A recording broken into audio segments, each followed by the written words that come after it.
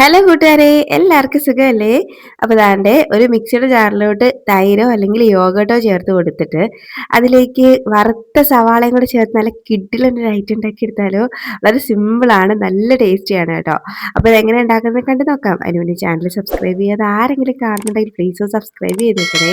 അപ്പോൾ ഇത് ഉണ്ടാക്കിയെടുക്കാൻ വേണ്ടി ഫസ്റ്റ് നമുക്ക് സവാളയ്ക്ക് ഒന്ന് വറുത്തെടുക്കണം. അതിന് വേണ്ടിയിട്ട് ഞാനൊരു പാൻ ഒന്നെടുത്ത് അടുപ്പത്തേക്ക് വെച്ചിട്ടുണ്ട്. അതിലേക്ക് കുറച്ച് വെളിച്ചെണ്ണ ചേർത്ത് കൊടുക്കാം. വെളിച്ചെണ്ണ ഒന്ന് ചൂടായി വരുമ്പോഴേക്കും ഞാനിവിടെ ഒരു അത്യാവശ്യം വലിയൊരു സവാള മാത്രമേ എടുത്തിട്ടുള്ളൂ. അതൊന്ന് നീളത്തിൽ അരിഞ്ഞെടുത്തതാണ്. ഇനി അത് നമുക്കൊന്ന് മിക്സാക്കി ഒന്ന് വറുത്തെടുക്കണം. അപ്പോൾ ഞാനിങ്ങനെ ഒന്ന് നിരത്തി ഇട്ട് കൊടുത്തിട്ട് കുറച്ച് സമയം ഒന്ന് വെയിറ്റ് ചെയ്തിട്ട് ഒന്ന് ഇളക്കി ഇളക്കി ഇട്ട് കൊടുത്ത് ഫ്രൈ ആക്കി എടുക്കുകയാണ് കേട്ടോ. കണ്ടിന്യൂസ് ആയിട്ട് അങ്ങനെ ഇളക്കേണ്ട ആവശ്യമൊന്നുമില്ല. അപ്പോൾ ദാണ്ടെ ഇതുപോലെ കളർ ഒന്ന് മാറി വരുന്നവരെയും ഒന്ന് വറുത്തെടുക്കണം. ഇതുപോലെ ഒരു ബ്രൗൺ കളർ എത്തുമല്ലോ. അപ്പോൾ ആ ഒരു സമയമാകുമ്പോഴേക്കും നമുക്ക് ഫ്ലെയിം ഓഫ് ആക്കാം. ഇനി നമുക്ക് ഇത് മറ്റൊരു പാത്രത്തിലോട്ട് ഒന്ന് മാറ്റി വെക്കാം. അപ്പം എണ്ണ കുറച്ചൊഴിച്ചിട്ട് ഇതൊന്ന് പ്രിപ്പയർ ചെയ്തെടുത്താൽ മതി കേട്ടോ. ഒരുപാട് എണ്ണയിലൊന്നും വറുത്തെടുക്കണ്ട. ഇളക്കി ഇളക്കി ഇട്ട് കൊടുക്കുമ്പോഴേക്കും അങ്ങ് പെട്ടെന്ന് അങ്ങ് ഫ്രൈ ആയി കിട്ടും. ഈ ഒരു പ്രോസസ്സിന് മാത്രമേ നമ്മളിത് എണ്ണ ചേർക്കുന്നുള്ളൂ കേട്ടോ. അപ്പോൾ ദാണ്ട ഞാൻ ഇത്രയും ഒന്ന് വറുത്തെടുത്തിട്ടുണ്ട്. അപ്പോൾ ഇനി ഇതങ്ങോട്ട് മാറ്റി വെക്കാം. ഇനി ഒരു മിക്സർ ജാറൊന്ന് എടുക്കാം. അതിലേക്ക് ഞാൻ യോഗട്ടാണ് കേട്ടോ ചേർക്കുന്നത്. യോഗട്ട് അല്ലെങ്കിൽ ഒട്ടും തന്നെ പുളിയില്ലാത്ത തൈര് നോക്കി എടുക്കണം. അപ്പോൾ ഞാനിവിടെ ക്രംബെറിയുടെ യോഗട്ടാണ് കേട്ടോ എടുത്തേക്കുന്നത്. ഇനി നമുക്ക് ഇതങ്ങോട്ട് മാറ്റി വെക്കാം. ഇനി ഇതിലേക്ക് നമ്മൾ വറുത്ത സവാള ഉണ്ടല്ലോ അതങ്ങോട്ട് ഇട്ട് കൊടുക്കാം.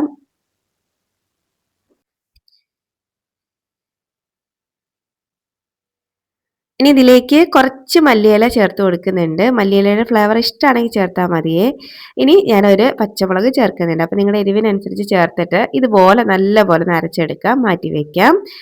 ഇനി നമുക്ക് ഓവർനൈറ്റ് കുതിർത്തെടുത്ത ഗ്രീൻ പീസ് അല്ലെങ്കിൽ ഫ്രോസൺ ഗ്രീൻ പീസ് ആയാലും മതി കേട്ടോ.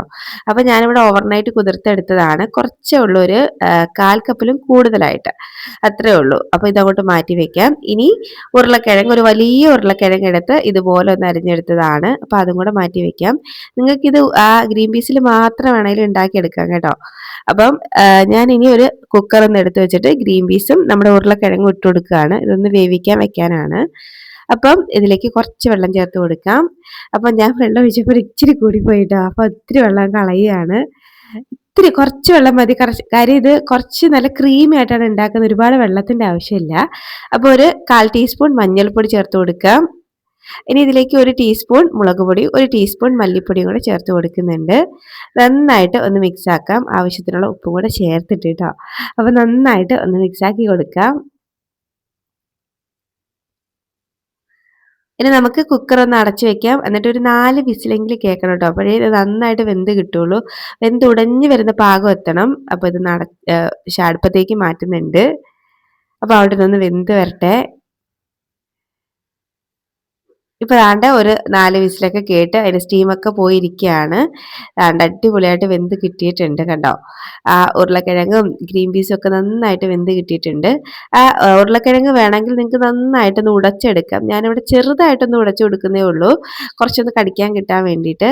അതെല്ലാം നന്നായിട്ട് ഉടച്ചെടുത്ത് അങ്ങനെ ഉണ്ടാക്കാം. അത് നല്ല ടേസ്റ്റാണ്. അപ്പോൾ ഞാനിവിടെ ചെറുതായിട്ട് 1-2 ഉരുളക്കിഴങ്ങൊക്കെ ഒന്ന് ഉടച്ചു കൊടുത്തിട്ടുണ്ട്. ഇനി ഇതിലേക്ക് ഒരു 1/2 ടീസ്പൂണൊക്കെ ഗരം മസാല ചേർത്ത് കൊടുക്കുന്നുണ്ട്. ജസ്റ്റ് ഒന്നും കൂടെ മിക്സ് ആക്കി എടുക്കാം. ഫ്ലെയിം വീണ്ടും ഓൺ ആക്കിയിട്ടുണ്ടായിരുന്നു കേട്ടോ. ഇനി നമ്മൾ അരച്ചുവെച്ച മിക്സ് ഉണ്ടല്ലോ അത് ഇതിലേക്ക് ചേർത്ത് കൊടുക്കാം. ചേർത്ത് കൊടുത്തിട്ട് ഒന്നും കൂടെ നല്ലപോലെ മിക്സ് ആക്കി എടുക്കാം. അപ്പം ഞാൻ മിക്സിയുടെ ജാറിൽ വെള്ളം ഒഴിച്ചൊന്നും ചേർത്തിട്ടൊന്നുമില്ല. വേറെ വെള്ളമൊന്നും ചേർത്തിട്ടില്ല. കാര്യം ഇത് നല്ല ക്രീമി ആയിട്ട് നമുക്ക് കിട്ടേണ്ടത്. വെള്ളം ചേർത്ത് കഴിഞ്ഞാൽ അതിൻ്റെ ആ ഒരു ഇതങ്ങ് പോവും കേട്ടോ. കുറച്ച് ലൂസായി പോവും. അപ്പോൾ അതാണ്ട് നന്നായിട്ട് മിക്സ് ആക്കിയിട്ടുണ്ട്. ഈ സമയത്ത് ഉപ്പ് വല്ലതും ചേർക്കണമെങ്കിൽ ചേർക്കാം കേട്ടോ. ഞാൻ നോക്കിയപ്പോൾ എനിക്ക് പാകത്തിനായിരുന്നു ഉപ്പ്. അപ്പോൾ ഇനി ജസ്റ്റ് ഒന്ന് തിള വന്നാൽ മതി. അപ്പോഴേക്കും നമുക്ക് ഫ്ലെയിം ഓഫ് ആക്കാം. അവിടെ ഇപ്പോൾ അത് തിള വന്നിട്ടേ ഉള്ളൂ. ഒരുപാട് സമയത്ത് തിളപ്പിക്കരുത് കേട്ടോ. അപ്പോൾ ഇത്ര ഒന്ന് തിള വരുമ്പോഴേക്കും ഞാൻ മിക്സാക്കി ഒന്ന് ഫ്ലെയിം ഓഫ് ആക്കിയിട്ടുണ്ടായിരുന്നു. അപ്പോൾ നല്ല അടിപൊളി ഒരു ഗ്രീൻ പീസ് ഉരുളക്കിഴങ്ങ് കറിയാണ്. ചപ്പാത്തിയുടെ കൂടെ ദോശേൻ്റെ കൂടെയൊക്കെ നല്ല കിട്ടിലൻ ഐറ്റമാണ് കേട്ടോ. നല്ല ടേസ്റ്റാണ്. അപ്പം എന്നും ഒരേപോലെ ഗ്രീൻ പീസ് ഒക്കെ ഉണ്ടാക്കി മടുത്തവർക്ക് ഒരു വട്ടമെങ്കിലും ട്രൈ ചെയ്യാൻ പറ്റിയ നല്ലൊരു കറിയാണ് കേട്ടോ. പിന്നെ ഒരു വട്ടം ട്രൈ ചെയ്താൽ നിങ്ങളിത് വീണ്ടും വീണ്ടും ഉണ്ടാക്കും, അത് ഉറപ്പാണ്. അപ്പം നല്ല ടേസ്റ്റി ആയിട്ടുള്ള നല്ല ക്രീമി ആയിട്ടുള്ളൊരു ഗ്രീൻ പീസ് കറിയാണ്. ഞാനിന്ന് ചപ്പാത്തീൻ്റെ കൂടെയാണ് കേട്ടോ ഇത് ഉണ്ടാക്കിയേക്കുന്നത്. ചപ്പാത്തീൻ്റെ കൂടെ ഇത് വെച്ചോട്ട് കഴിക്കണം, നല്ല അടിപൊളിയാണ്. ഒരു 3 എണ്ണത്തിന് ഒരു 4 എണ്ണമെങ്കിലും നമ്മൾ കഴിച്ചു കേട്ടോ. വെറുതെ പറയുന്നതല്ല, നല്ല ടേസ്റ്റാണ് കേട്ടോ. അപ്പോൾ എന്തായാലും നിങ്ങൾ ട്രൈ ആക്കി നോക്കണം. ട്രൈ ആക്കി നോക്കിയിട്ട് അഭിപ്രായം പറയാൻ മറക്കരുത്. വീഡിയോ ഇഷ്ടമാവാൻ ലൈക്ക് ചെയ്യാനും മറക്കരുത് കേട്ടോ. അപ്പോൾ നമുക്ക് ഇനി ഒരു റെസിപ്പിയുമായിട്ട് വീണ്ടും കാണാം.